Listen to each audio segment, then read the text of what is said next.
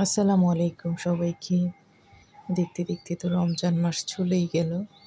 আর এই রেসিপিটা কিন্তু রমজান মাস ছাড়া নর্মাল টাইমেই খুব বেশি খাওয়া হয়, সবাই খুব পছন্দ করে। টিফিন হিসাবে কিংবা অফিস আদালতের লাঞ্চ হিসাবেও দেওয়া যায়। তাই ভাবলাম আরেকবার রেসিপিটা আপনাদের সাথে শেয়ার করে ফেলি। এই যে চিকেনটা, এটা বুকের মাংস, এটা আমি পানি ঝরিয়ে ধুয়ে পরিষ্কার করে নিয়েছি। এখন এটা ম্যারিনেট করে নিব। ম্যারিনেট করার জন্য এখানে 1 চা চামচ গরম মশলা দিয়েছি,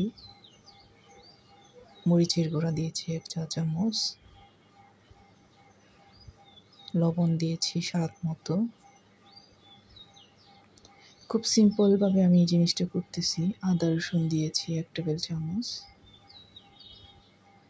জিরা গুঁড়া দিয়েছি 1 চা চামচ, আর টমেটো সস দিয়ে দিয়েছি 2 টেবিল চামচ।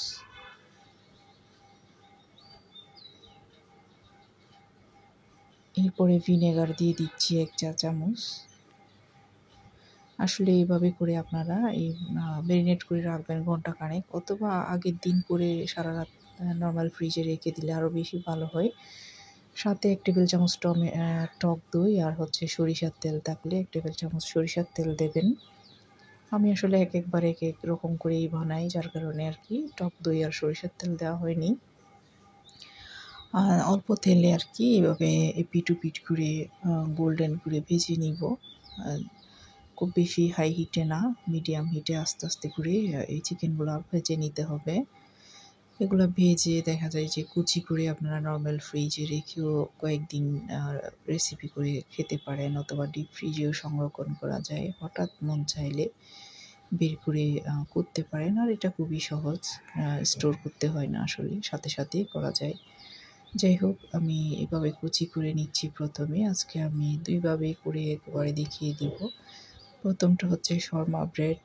এই যে শর্মার ব্রেড যেটা, সেটা তো আমি বাসায় বানিয়েছি, আপনাদেরকে রেসিপি দিয়েছিলাম। এত সহজ এই রেসিপিটা, আসলে এই দামি খাবারের রেসিপিটা কত সহজে চাইলে আমরা ঘরে বানিয়ে নিতে পারি।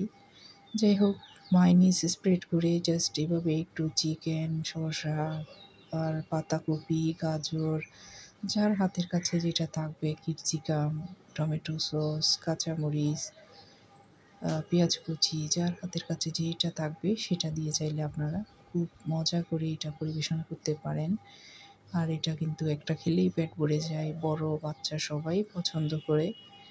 আর ঠিক সেমভাবে কিন্তু আপনারা পরোটা দিয়েও করতে পারেন। এই যে পরোটার সাথেও মায়োনিজ স্প্রেড করে, টমেটো সস দিতে চাইলেও দিতে পারেন। আমার বাচ্চারা শুধু মায়োনিজ দিয়েই খুব পছন্দ করে, তাই তাদেরকে আমি মায়োনিজ দিয়ে করে দিচ্ছি। আপনারা চাইলে টমেটো সসও দিতে পারেন, কোনো সমস্যা নেই। ঠিক একইভাবে চিকেন কিংবা ক্যাপসিকাম, শসা, গাজর, যার হাতের কাছে যেটা আছে সেটা দিয়ে সুন্দর করে এভাবে করে রোল করে দেবেন। দেখবেন সবাই এত পছন্দ করে খায়।